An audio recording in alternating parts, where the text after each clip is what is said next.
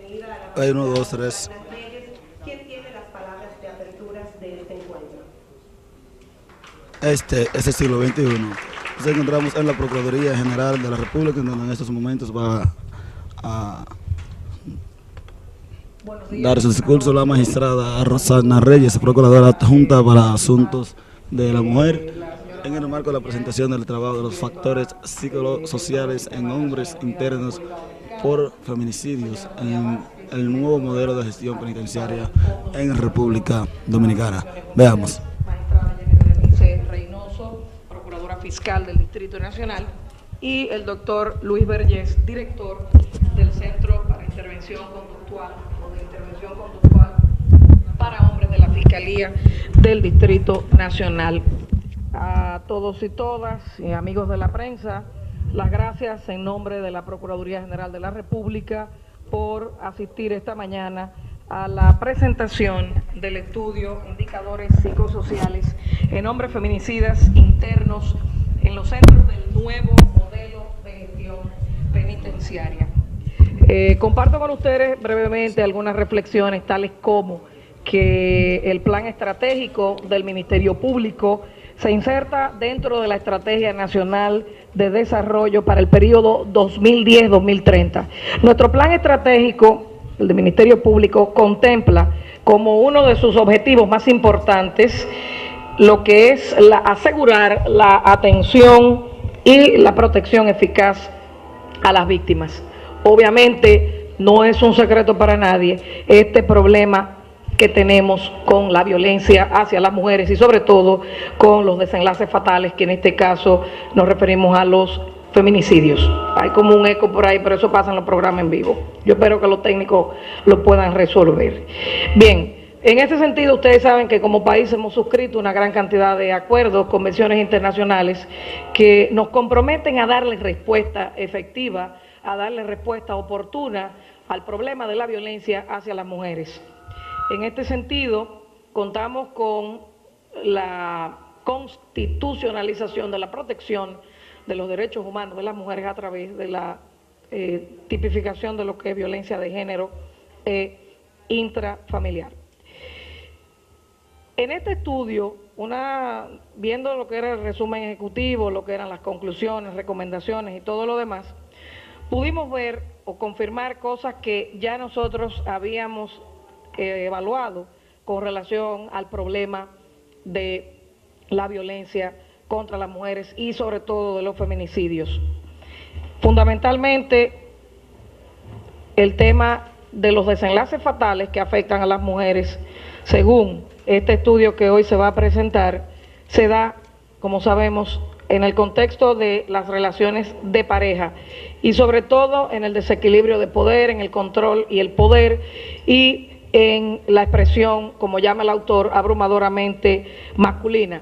Otra de las cosas que se destacan en el estudio, por ejemplo, la confirmación del ciclo de la violencia o lo que es el proceso de una violencia con intensidad creciente o de escalada, no un asunto causal de un día. Cuando una mujer muere es porque ha venido todo un proceso de violencia con intensidad creciente, subordinación económica, escasez de información sobre la prevención de la violencia para estas mujeres. Recuerden que en los últimos 5 o 6 años, más del 80% de las mujeres que murieron en este país nunca denunciaron en el Ministerio Público y definitivamente como autoridades no podemos dar respuestas sobre lo que no controlamos o sobre lo que no conocemos. Y es algo que confirma esta investigación. De igual modo, el fácil acceso se destaca en este estudio a símbolos de poderes como las armas de fuego y las armas blancas, armas de fuego obtenidas de manera ilegal. Y una cosa muy importante, la normalización de la violencia desde la niñez. Recordemos que la violencia es una conducta aprendida que se pasa de una generación a otra y las mujeres que no se reconocen como víctimas de maltrato tienen la situación de que esto lo ven como bueno y válido, lo ven como normal y son conductas antijurídicas, se castigan porque ya están tipificadas como maltrato o como delito. Otra cosa es interesante que plantea este estudio, el rango de edades de los feminicidas de 20 a 35 años de edad. Y dice acá, las víctimas entre 36 y 50 años de edad. Y algo sumamente preocupante, que de este grupo, esta muestra de 59 agresores, en su mayoría condenados, pues 103 niños quedaron huérfanos, quedaron víctimas, ¿no?, del feminicidio. En conclusión, tras haber revisado este estudio, se confirma una vez más que es inaceptable la normalización de la violencia, es inaceptable el hacer de esto un estilo de vida. Tiene que haber un rigor científico en todo lo que es el accionar, en nuestro caso como Ministerio Público, para dar una respuesta efectiva, para que logremos evitar desenlaces fatales. Si bien es cierto, el estudio se hizo sobre una muestra de personas ya condenadas, no menos cierto es que no podemos obtener resultados diferentes si hacemos siempre lo mismo, y que si no infundimos rigor científico a nuestro accionar, difícilmente podamos armar políticas públicas de persecución efectiva contra este delito. Auguro pues éxito a difusión de este material, que entiendo viene a convertirse en un aporte significativo a la construcción de políticas públicas desde el Ministerio Público para la prevención de este delito. Muchas gracias.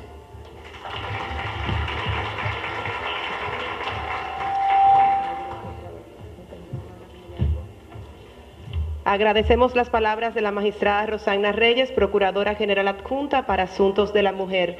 Le damos la bienvenida a la licenciada Sonia Vázquez, representante del UNFPA, quien se va a dirigir a ustedes.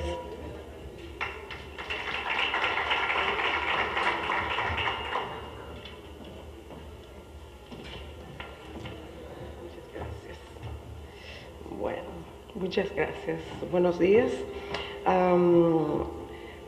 Nuestra Procuradora General para Asuntos de la Mujer, Rosagna Reyes, a la Procuradora Fiscal del Distrito Nacional, Jenny Berenice, a nuestra Coordinadora Residente para el Sistema de Naciones Unidas, Valerie Julián, a mis colegas que están por aquí de ONU Mujeres, de OPS, de la FAO, y no sé si llegó alguien más después del sistema que no vi, y a nuestro investigador principal, un hombre con muchísima experiencia en este tema, que dirigió muy bien el equipo que ha hecho esta investigación, Luis Vergés, que es el director del Centro de Intervención Conductual para Hombres. Muchísimas gracias, ¿no?, por estar aquí dirigiendo la mesa principal. Y a ustedes, amigos, amigas, por haber venido. En enero del 2012, el UNFPA inició su 5º programa de país, el cual incluye, entre otros, 5 temas principales donde está la violencia basada en género. En nuestro país, 3 de cada 10 mujeres ha sufrido algún tipo de violencia basada en género. Se registraron más de 1000 feminicidios en los últimos 5 años, 230 solo en el año pasado y unas 33 en lo que va del año. El 80% de las víctimas de violencia basada en género no buscan ayuda institucional. Más mujeres son víctimas de feminicidios en sus propios hogares que en cualquier otro lugar. Una mujer con hijos y o casada tiene más probabilidad de ser víctima de violencia. 35.7% de las víctimas de feminicidio están entre las edades de 10 a 24 años. Este es un ejercicio que hicimos el año pasado sobre las 230 mujeres muertas, y encontramos que las edades oscilaban entre 10 años y 24, lo cual quiere decir que nuestras mujeres jóvenes son las que principalmente están siendo asesinadas. Una mujer que ha experimentado algún tipo de violencia tiene más que el doble de la probabilidad de infectarse de VIH. Esto es un estudio reciente que acabamos de apoyar junto con ONUCIDA, donde se identificó el gran riesgo que tienen o el mayor riesgo que sufren las mujeres víctimas de violencia para contraer el VIH. El UFPA tiene ya más de 2 décadas apoyando a las instituciones del Estado dominicano y a la sociedad civil para fortalecer sus políticas públicas y programas para enfrentar la violencia basada en género. Actualmente estamos trabajando con la Procuraduría General de la República, el Ministerio de la Mujer, el Ministerio de Salud Pública, el Ministerio de Educación, la Policía Nacional y varias organizaciones de la sociedad civil. A finales del año 2011, el UFPA se acercó al Centro de Intervención Conductual para Hombres con el interés de ahondar en el estudio de las causas de la alarmante cifra de feminicidios en República Dominicana. En ese momento planteamos la pertinencia de buscar explicaciones desde la perspectiva de los feminicidas. La respuesta positiva del Centro de Intervención Conductual fue inmediata y entusiasta, haciendo una propuesta metodológica novedosa y exhaustiva basada en entrevistas cara a cara con los 59 internos del nuevo modelo penitenciario por condenas de feminicidios. Los hallazgos nos permiten notar cuáles son las señales indicativas de la inminencia de un feminicidio, cuáles son los rasgos comunes presentes en las relaciones de pareja en las cuales se produjo un feminicidio. Nos permite también ver la necesidad de difundir más información sobre la prevención de los feminicidios entre las víctimas y victimarios. El rol también nos permite ver el rol que juegan las armas de fuego, el potencial preventivo que tiene la adecuada educación y formación durante la niñez y la adolescencia, el rango de edad más predominante en los feminicidas, los actores sociolaborales que más abundan en la muestra y algunos de los daños colaterales de los feminicidios. Todo esto lo van a encontrar ustedes en el estudio. El UFPA se siente confiado que este estudio es un insumo importante para ser considerado en las políticas públicas y programas que se implementan o serán implementados en el país en busca de prevenir, atender y sancionar la violencia basada en género y en la reinserción de víctimas y victimarios en la sociedad. Desde el UFPA quiero hacer un reconocimiento especial a todo el equipo que trabajó en este estudio, resaltando el entusiasmo, compromiso y claridad técnica del Centro de Intervención Conductual para Hombres. Además, quiero saludar el apoyo que tuvimos del Procurador General de la República y de la Procuradora General para Asuntos de la Mujer, así como también de la Procuradora Fiscal del Distrito Nacional. Espero que todos y todas aquí aprovechemos los hallazgos que en unos breves minutos ya nos presentará el investigador principal Luis Vergés. Muchísimas gracias.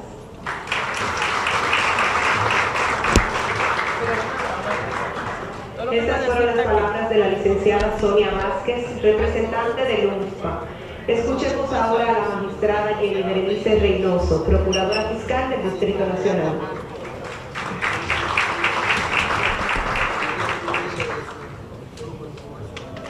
Muy buenos días a la magistrada Rosana Reyes, Procuradora General Adjunta para Asuntos de la Mujer. Muy buenos días a la señora Valerie Julián, Coordinadora Residente de las Naciones Unidas para el Sistema de las Naciones Unidas en República Dominicana, así como a Sonia Vázquez, Coordinadora del Fondo de Población. Al doctor Luis Vergés, director del Centro Conductual de la Procuraduría Fiscal del Distrito, a todas las distinguidas personalidades que nos acompañan en esta mañana. Más que hablarle del contenido del informe que muy detalladamente el doctor Vergés lo presentará, vamos a hablarle del impacto que nosotros desde la Fiscalía del Distrito esperamos que este estudio pueda tener, sobre todo en la prevención. Una de las críticas que tradicionalmente hemos hecho al sistema es que somos muy reactivos al combate del delito, de que queremos combatir el delito de forma represiva.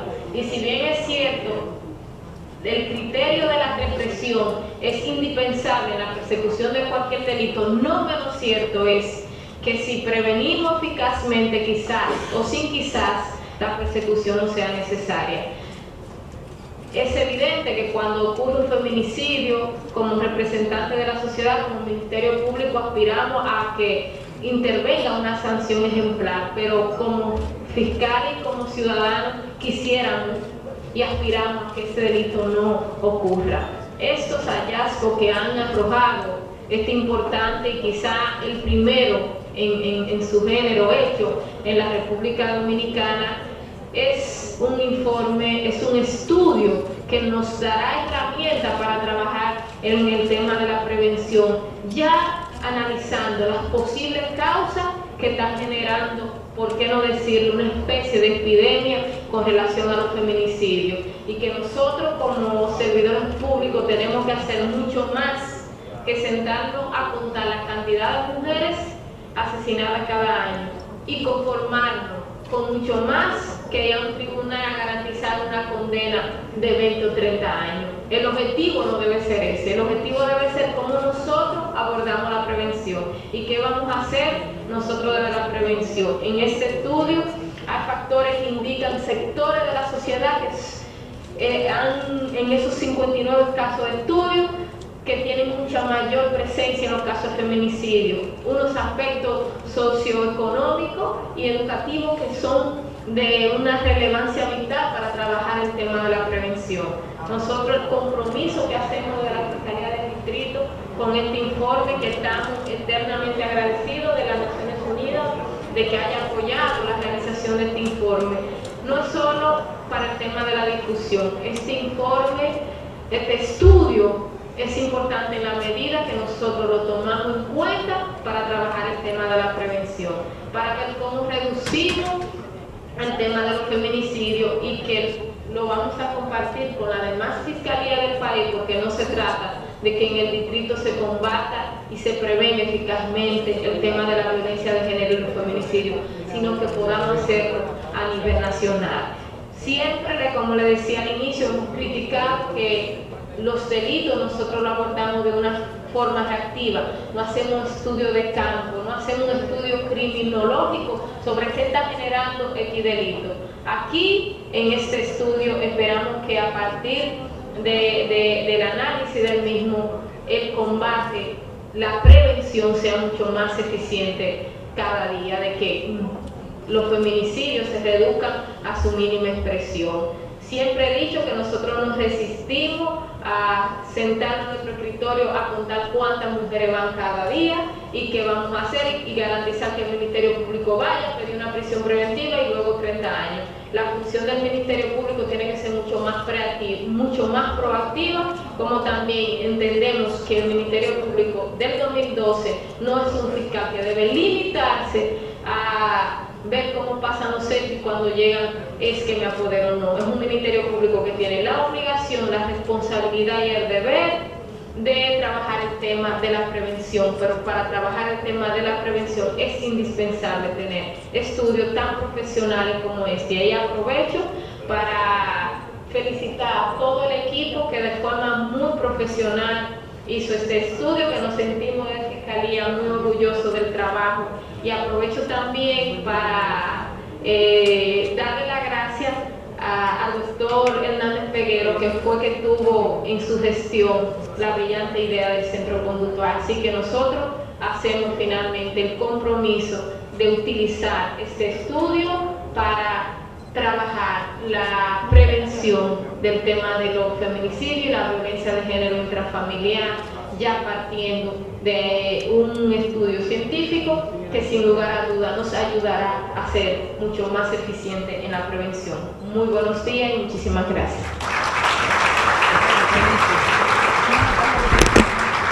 Le damos la bienvenida al doctor Radamés Jiménez Peña, Procurador General de la República, quien se acaba de integrar a nuestra mesa de honor. Invitamos al licenciado Luis Vergés, director del Centro Conductual para Hombres, quien nos va a hablar acerca de los resultados de este estudio.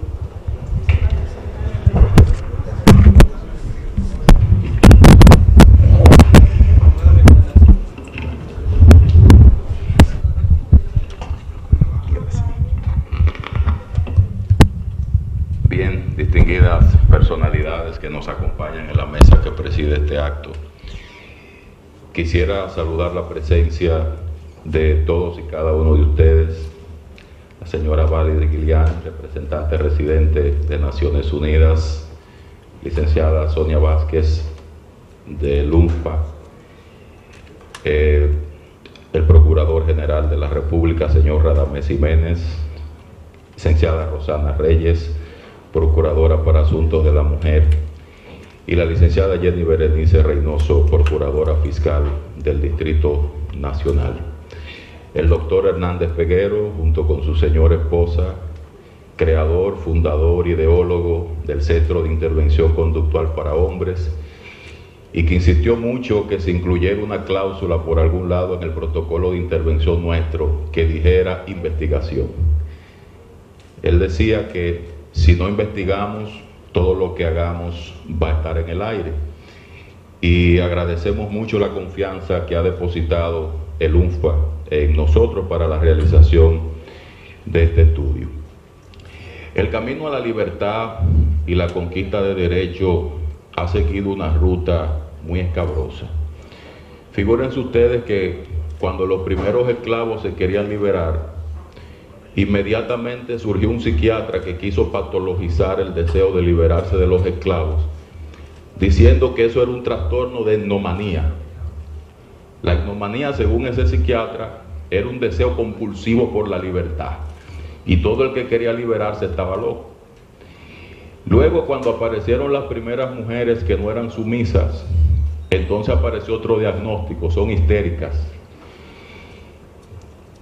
Y con el tiempo, las mujeres aprendieron no tan solo a defenderse de la violencia física, sino también de la violencia que encierran las etiquetas despectivas encerradas en los estereotipos pseudocientíficos.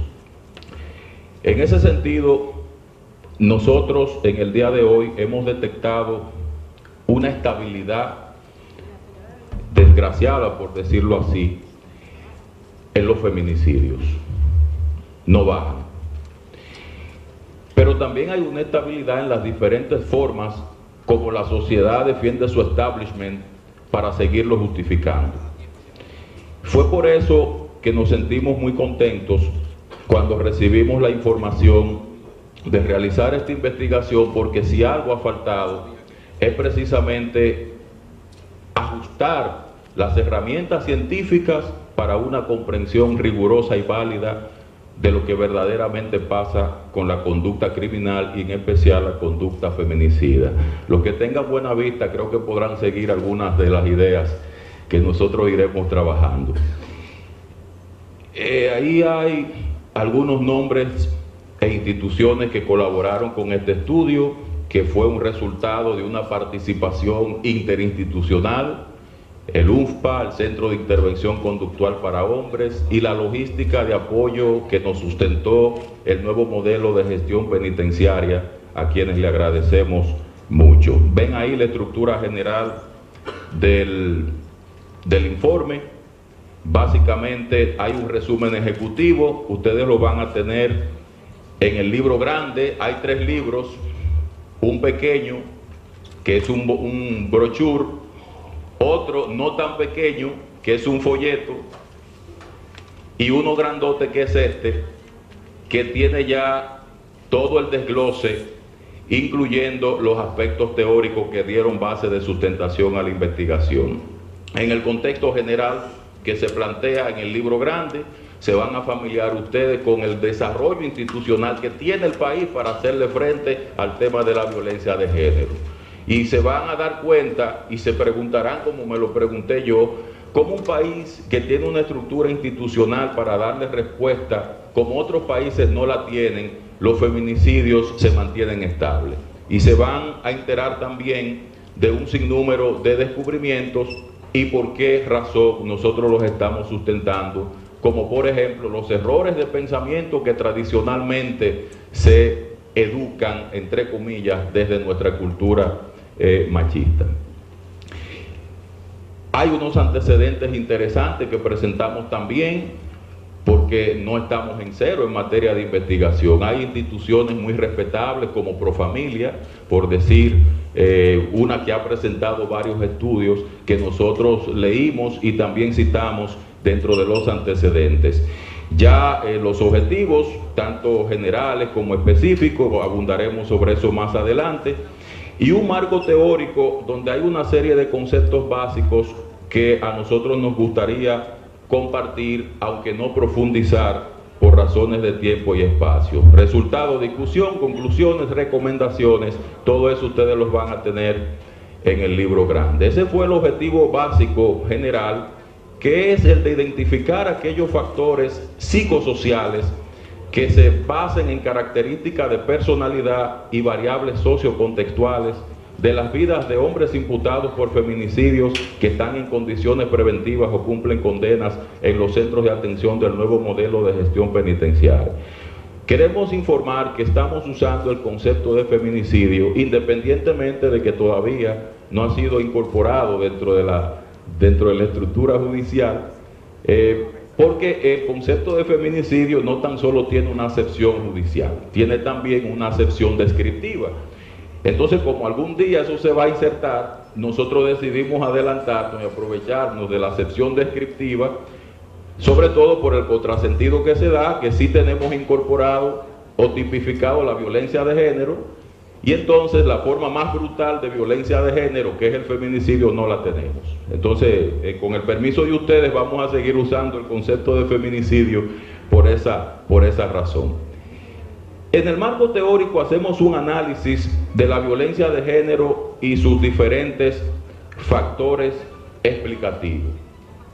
Fíjense que cuando se analiza tradicionalmente la violencia de género, normalmente la visión que se compartía con más frecuencia, primero era un concepto muy biologicista.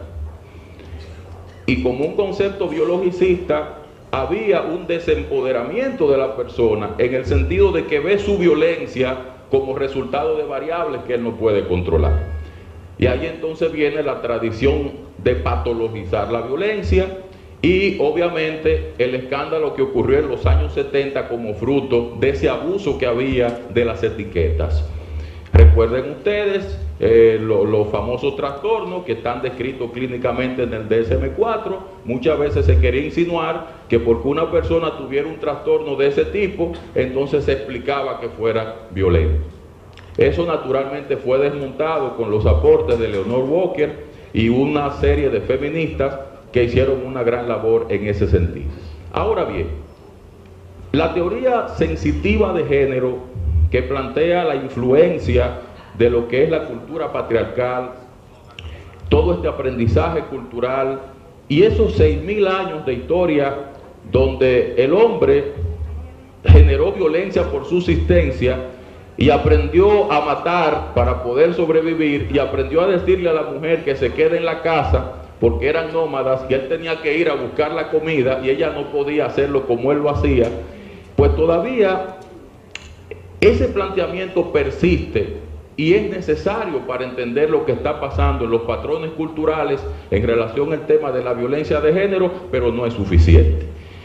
Según ese paradigma, pues todos los hombres pudiéramos ser violentos, porque estamos influenciados por el mismo componente global cultural. Sin embargo, no todas las personas son violentas, no todos los hombres lo son, y los que son violentos no lo son en el mismo nivel de intensidad. Por esa razón nos quedamos con este paradigma de comprensión, recuperamos su valor, pero lo integramos con una comprensión psicosocial que analice con alguna herramienta lo que son elementos ya más personalizados, que puedan responder a la pregunta: ¿por qué fulano es violento pero no es feminicida? ¿Y por qué fulano es feminicida y no mata con la misma crueldad que matan otras personas? Este estudio da respuesta a esas preguntas sin dejar de lado los paradigmas explicativos anteriores. Tenemos 3 variables fundamentales que se toman en cuenta para establecer estas diferencias. Primero, el nivel de generalidad con que se ejerce la violencia. No es lo mismo un hombre que solo genera violencia en contra de la mujer que un hombre que además de generar violencia en contra de la mujer, lo genera contra los niños, contra los vecinos, en el trabajo, le habla mal a todo el mundo. Y que se precia de salirse con la suya, de saltarse las reglas, como vemos a diario. El tipo que golpea a la mujer, que además canta y deja al público esperando, entonces lo demandan y no sale de un lío. No es lo mismo una persona que tenga esas características, que es lo que nosotros llamamos un violento general, que dicho sea de paso, son los más resistentes al cambio, que una persona que tenga una especificidad en cuanto a la violencia, que son los llamados maltratadores familiares. Y ya luego veremos las tipologías que nosotros hemos estudiado y cuál fue la tipología que más abundó en este estudio. Así que tenemos primero dos criterios: el criterio de severidad, el criterio de generalidad. No es lo mismo darle un empujón a una mujer que agarrarla y amenazar con tirarla de unos escalones. Y el tercer criterio es el de patología. Hay personas que además de los dos criterios tienen rasgos en su personalidad, que también lo encontramos aquí, que son patológicos. Y hay que aclarar, rasgos patológicos no significa necesariamente que la persona tenga un deterioro cognitivo de su voluntad que le impida asumir responsabilidad por sus acciones. Hay lo que se llaman trastornos clínicos, que son más incapacitantes, y hay trastornos de personalidad que le crean problemas a la persona con su entorno en su relación. Yo le pongo un caso: un obsesivo compulsivo no es una persona con un trastorno incapacitante, y es más, esa gente son muy buenas en los trabajos, porque son disciplinados, son perfeccionistas, siempre están puntuales. Sin embargo, en la relación de pareja también son perfeccionistas, quieren que la mujer no cometa errores. Cuando la mujer comete un error, entonces la zarandean por el error que cometió, la viven culpabilizando. Entonces, para una cosa ese rasgo conviene, pero para otro no. Entonces, todo esto nosotros también lo estudiamos para un poco comprender lo que está pasando. Correlatos distales y proximales. Esos son dos conceptos que van a aparecer en el marco teórico, que es importante que las personas que diseñan políticas públicas y los que la implementan puedan tomarlos en consideración. Un correlato distal es cualquier variable o factor que esté en un entorno lejano desde el punto de vista del desarrollo personal del agresor. Por ejemplo, la niñez. Hay factores de niñez como abandono, sensación de desesperanza aprendida, recepción de violencia por parte de los padres, recepción de violencia por parte de los hermanos, un ambiente donde la violencia era un fenómeno normal. Esos son factores distales de niñez que, si no se trabajan adecuadamente, pueden aparecer más adelante. Por ejemplo, uno le pregunta a un agresor: ¿por qué mataste a la mujer? Y cuando él narra cómo comenzaron los hechos, comenzamos una discusión porque ella se fue, quedó de venir una hora y no llegó a esa hora. Entonces, cuando usted analiza la historia, resulta que esta persona fue abandonada por la madre, y abandonada por la madre en el lío y la impulsividad que se da en la discusión, combinado con el déficit para manejar conflictos en la relación de pareja, revive todas aquellas cosas irresueltas de ese pasado. Eso es lo que nosotros llamamos un correlato distal, que no es determinista, aclaro. No se puede analizar la violencia de género en base a una correlación lineal causal de un factor determina a otro. Lo que sí nosotros hacemos es, a mayor cantidad de acumulación de factores, mayor probabilidad de que la violencia pueda ocurrir. Porque si lo hacemos así, vamos a caer en una explicación muy reduccionista que no nos va a llevar a ningún lado. Hay muchísimas personas que tienen correlatos de niñez adversos que no son feminicidas. Y ahora se conoce el llamado concepto de personalidad resiliente, que son gente que precisamente por el daño y el maltrato que recibieron, desarrollan tanta aversión a esa condición que terminan protegiendo a la pareja. De manera que no se puede ser tan simplista y decir: ay, pobrecito, la mató porque tuvo una infancia infeliz. Porque si caemos en eso, imagínese usted.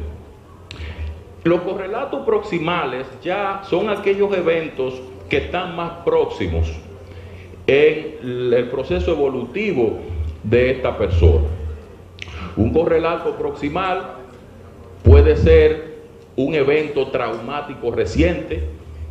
Un correlato proximal puede ser una situación tan adversa que hasta cierto punto desafía lo que es el concepto aprendido que esta persona tiene de cómo deben ser las cosas.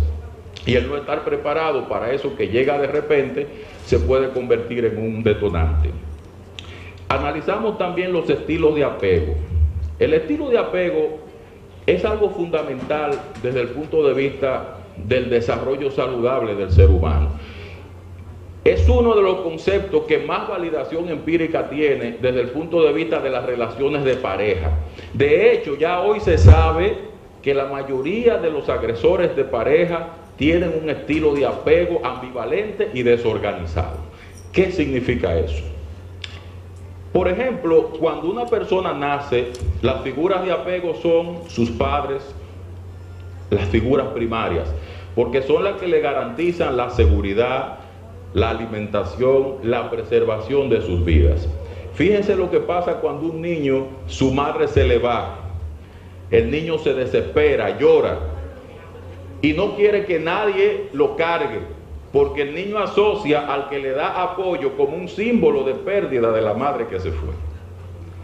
Entonces todo este proceso crítico, que por cierto, uno de los procesos críticos familiares del desapego temprano, que es parte de lo que nosotros estamos viviendo hoy, trae como consecuencia deudas impagadas que por lo regular explotan más posteriormente en la relación de pareja. Fíjense que hay hombres de estos que nosotros le encontramos un nivel de dependencia psicológico muy grande hacia esas mujeres. Y cuando la mujer desaparecía, era como si la madre se hubiera perdido, y la buscan desesperadamente, y cuando la mujer reaparece, reaccionan ante ella entonces con violencia.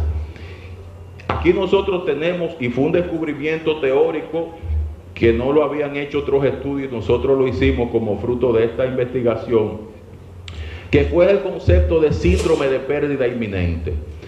Cuando más riesgo corre una mujer de ser violentada, es cuando toma la decisión de abandonar una relación de pareja tóxica. Pero ese es un tráiler, más adelante profundizamos. Hay variables demográficas que también nosotros levantamos. De hecho, en los dos instrumentos que utilizamos, hubo un cuestionario de valoración psicosocial que midió 118 variables. Y dentro de esas 118 variables, pues está la edad, incluso medimos también los suicidios, porque se da el fenómeno que muchos de los agresores intentan suicidarse. Aquí el 26% intentó suicidarse, y es una estadística importante. Y con una serie de procedimientos estadísticos también tratamos de explicar esa variable. ¿Por qué hay hombres que violentan a las mujeres? Es la gran pregunta también que queremos responder desde el punto de vista psicosocial, sin dejar de lado la teoría sensitiva de género, que nos ayudó bastante, sobre todo con el aprendizaje cultural de los errores de pensamiento. Ojo, una cosa es un error de pensamiento y otra cosa es un trastorno de pensamiento. El que tiene un trastorno de pensamiento es inimputable desde el punto de vista legal, pero el que tiene un error de pensamiento no es inimputable, porque el error de pensamiento no obnubila el juicio ni descompone cognitivamente a la persona. Un error de pensamiento puede ser: Eladio Hernández me está mirando mal, parece que yo no le caigo bien. Ahora, un trastorno de pensamiento es ese tipo que está hablando, es Napoleón Bonaparte. Y Napoleón Bonaparte mató a mis antecedentes. Yo tengo que matar a Napoleón Bonaparte. Y ya usted sabe, él se va a parar de ahí y yo voy a tener que salir corriendo. Entonces, son dos conceptos muy diferentes que a veces se confunden, y desde el punto de vista forense es importante que nosotros lo tengamos en cuenta. Tenemos el caso de que hay mujeres que no se marchan de las relaciones violentas. Sería un simplismo decir que solo no se van porque son pobres, porque eso no es lo único, aunque es un factor importante. Tampoco podemos decir que no se van porque tienen dependencia emocional. Es importante, pero no suficiente. Ustedes van a ver aquí cómo los mismos hombres nos dieron pistas de por qué las mujeres no se marchan. Síndrome de pérdida inminente, ya lo comenté, y las variables predictivas de la conducta criminal. Me van a permitir hacer una parte que a veces la gente se la halla un poco pesada, pero ustedes saben que lo importante no es lo que uno encuentra, sino el procedimiento que usted emplea para encontrar lo que encuentra. Eso es lo que le da validez a un estudio. Y esa población, como ya lo hemos informado, estuvo compuesta por 59 hombres y el estudio tuvo un carácter voluntario. Oh, sorpresa, no hubo resistencia. Ellos querían hablar. Y hablaron tanto que la entrevista psicosocial tenía las 118 variables que medíamos y duraba un promedio de hora y media, y se aplicó también un inventario multifásico de personalidad 2 de Minnesota, que es una de las pruebas forenses más confiables que existen, sobre todo la validación que tiene estandarización para población latina, que dicho sea de paso, aquí hay empresas que la ofertan precisamente porque se puede utilizar. Pues los profesionales fueron 2 veces a visitar a los internos, un día para aplicar las pruebas, y ese día pues se unieron con el grupo de psicólogos de los centros de atención penitenciaria que colaboraron bastante, y luego a la semana siguiente volvieron entonces para hacer la entrevista a profundidad. La prueba de personalidad tiene 568 preguntas y ellos las respondían. Y tiene varias escalas incluso que miden la mentira, que es una forma de nosotros depurar el estudio para garantizar que lo que salga aquí como producto sea confiable. Bien, es importante tomar en cuenta, eran 5 terapeutas quienes hicieron las entrevistas, 3 especialistas en psicometría, quienes fueron apoyadas por las profesionales de los centros de atención penitenciaria del nuevo modelo. ¿Qué contenía esa entrevista psicosocial? Bueno, variables sociodemográficas, criminológicas, variables de apego, de maltrato, de personalidad, estructura familiar de origen, variables de victimización, niveles de exposición a la violencia. Todos esos factores se medían por ese lado. El procedimiento de análisis de los datos, primero se utilizó el SPSS, que ustedes saben que es una prueba informatizada, un programa informatizado para dar tratamiento a la recolección de la información, y esos datos se organizaron de forma lo más rigurosamente posible en tablas de frecuencia, se distribuyeron en porcentajes, se utilizaron cuadros, se utilizaron gráficos, todo eso ustedes lo van a ver aquí. Yo solo les estoy mencionando lo que hay para que cuando lo encuentren lo puedan comprender mejor.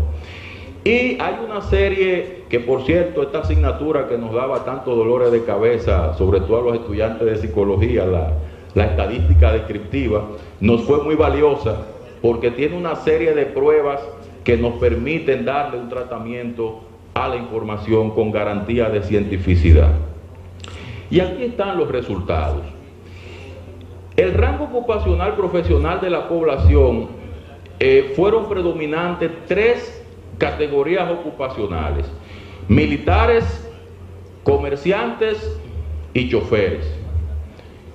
Los 3 fueron muy equitativos porque se compartieron un 17.9% cada uno, y entre los 3 sumaron prácticamente el 60% de la muestra. Lo que quiere decir que parece que hay que hacer un trabajo con esas 3 poblaciones. Eso no quiere decir que vamos a crear ahora un estigma ni un estereotipo negativo para que ahora cuando salgamos por ahí que veamos un militar, ten cuidado. No, no es eso. Pero sí tenemos que tomar esto en consideración porque no es un 1, 2 o 3% porcentual, estamos hablando de un 60% de esa situación. El 50% decían que sus empleos eran formales, o sea, no eran personas que estaban desempleadas, como muchas veces se cree, que matan por estrés, porque los pobrecitos no tienen que comer. 46% informales y el 2% no tenía ocupación. Este dato me llamó mucho la atención porque me da tres informaciones. La diferencia de edad entre los agresores y las víctimas. Había de diferencia un promedio de 11 años entre las víctimas y los agresores. Los agresores eran mayores que las víctimas. Y el tiempo estaba como muy dispersa las edades. Y algo muy penoso en esta lectura es que el hombre más joven que mató tenía 22 años y el más mayorcito tenía 69. Eso significa que a cualquier edad se puede matar una mujer.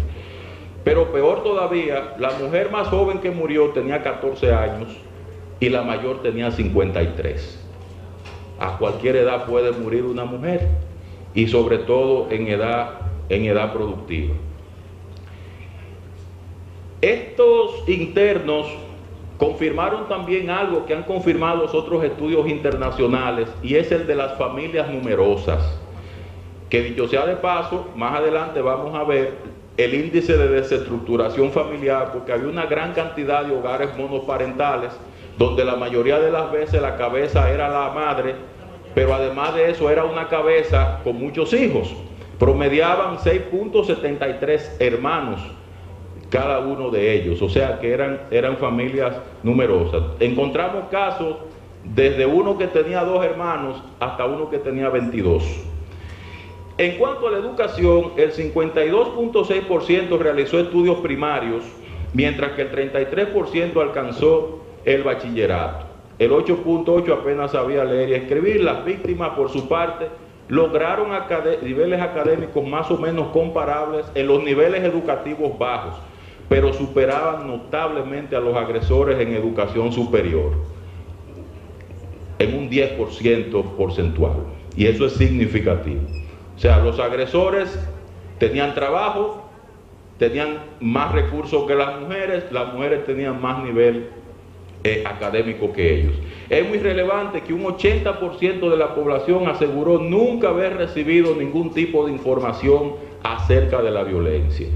Eso habla muy serio del trabajo institucional que tenemos que hacer para orientar sobre este tema.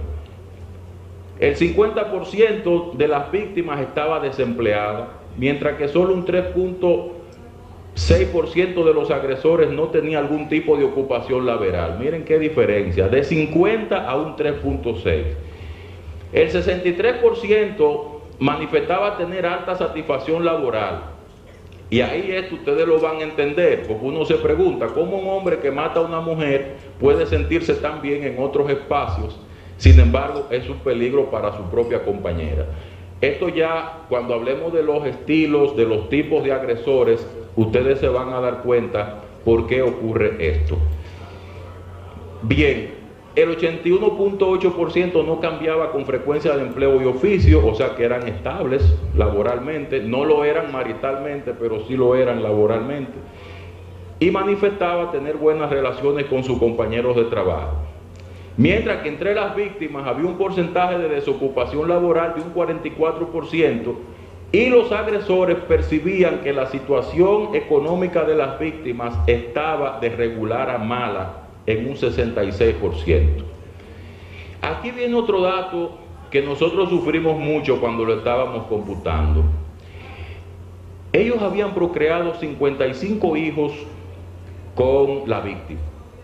Sin embargo, más del 58% de esos agresores o tenían amantes o tenían otra compañera.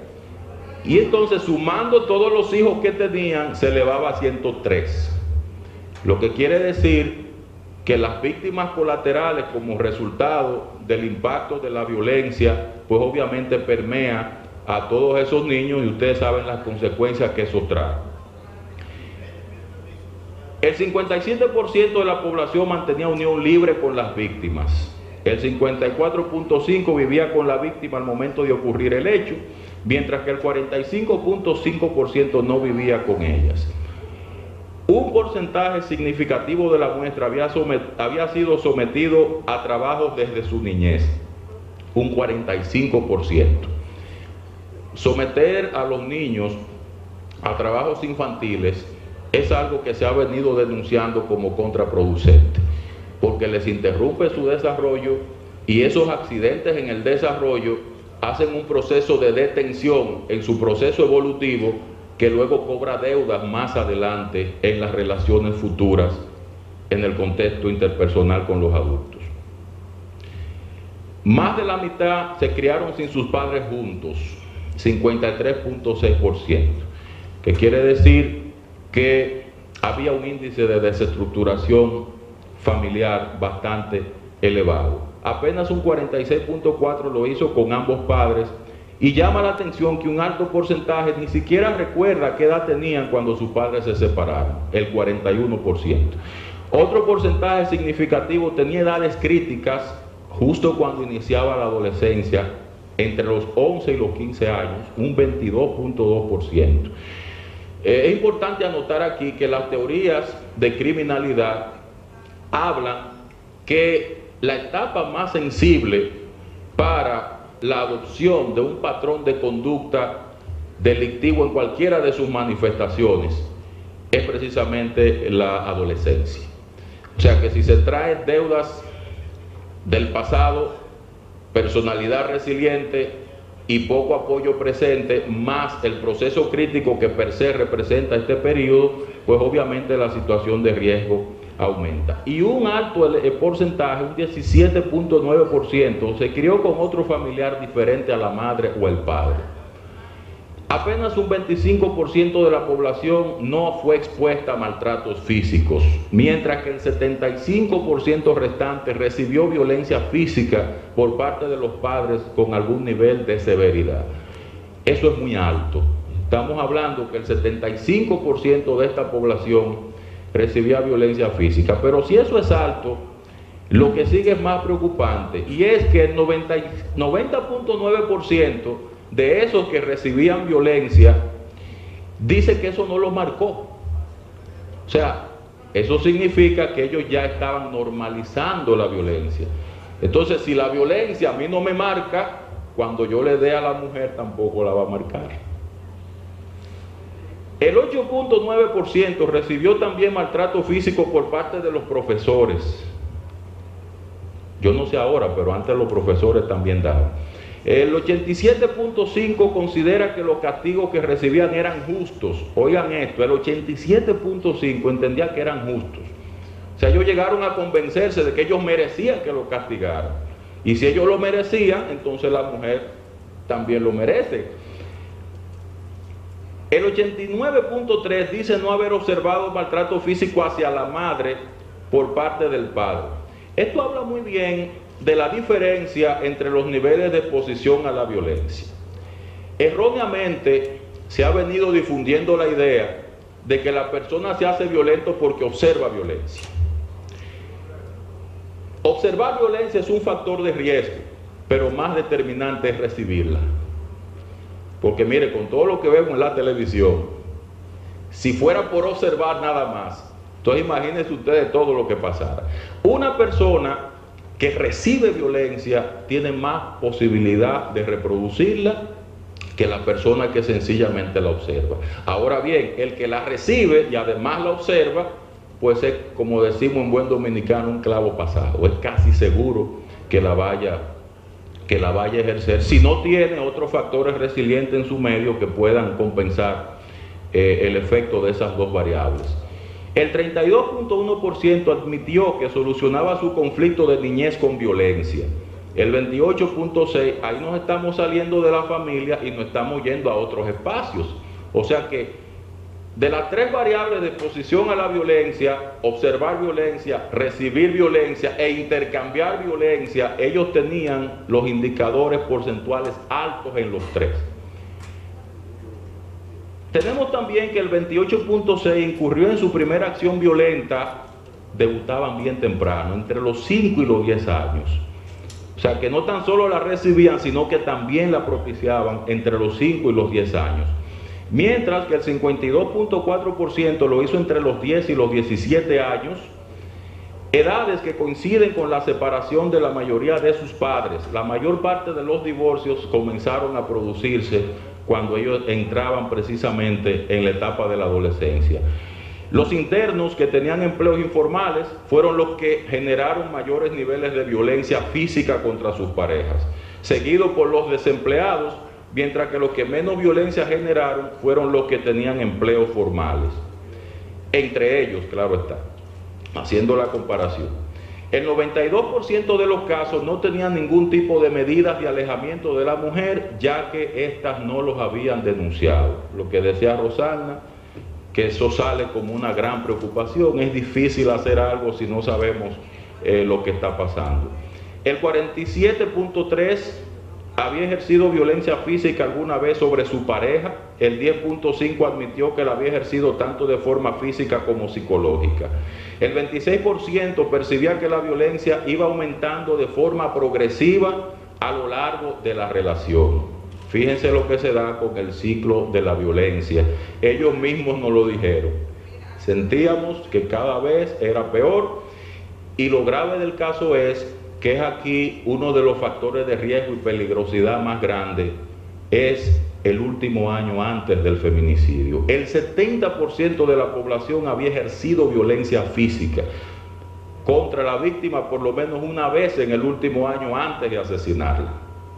Lo que quiere decir que si usted compara ese dato con el que alguna vez había ejercido violencia, que fue 47.3, ese, como nosotros llamamos, esa escalada de la violencia, cuando va galopando, es parte de lo que demanda de nuestra intervención en los programas de prevención para poderla interrumpir.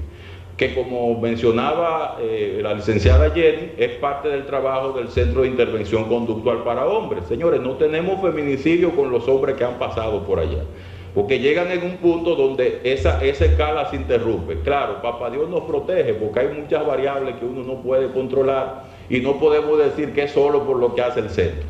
Pero es importante que se sepa que en ese sentido los programas pueden ser prometedores. El 18% admitió haber ejercido violencia sexual alguna vez en el último año. O sea que se estaba dando el doble fenómeno: violencia sexual y violencia también, en este caso, física.